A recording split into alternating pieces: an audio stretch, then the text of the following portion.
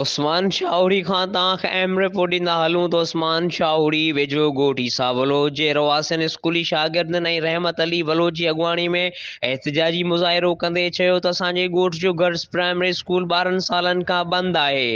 असांजे स्कूल खोलण ऐं मास्तराणी मुक़ररु करण लाइ तइलीम खाते टंडोलियार जे ऑफिसनि खे केतिरा ई भेरा दरख़्वास्तूं कयूं आहिनि, पर केरु बि ॿुधण लाइ तयारु न आहे। स्कूल बंदि हुजण करे असांजी मासूम ॿारड़ियुनि जी तइलीम तबाह थी वई आहे। असांखे स्कूल खोले मास्तराणी ॾिनी वञे जीअं असांजा ॿारड़ा तइलीम पिराए सघनि। स्कूल ज़बून हाल बणियल आहे।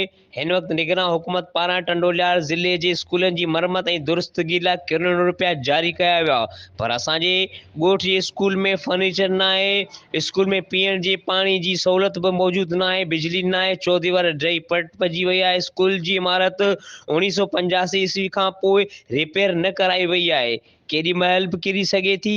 ॻोठाणा निगरान हुकूमत खां मुतालबो कयो त नोटिस वठी जल्द स्कूल जी चौदीवारी मरमत कराई स्कूल में बुनियादी सहूलियतूं मुहैया कयूं वञनि। कोट मोहम्मद ईसा बलोच जी गवर्नमेंट गर्ल्स स्कूल है। ही मना 2011 के बोर्ड का वठी स्कूल तबाह थी वियो। उन खां पोइ मना स्कूल जा चापड़ा बापड़ा अंदर सब किरी विया ऐं मास्तराणी 2011 खां पहिरीं मना सब असांजी नियाणियूं सब पढ़ंदियूं हिन में।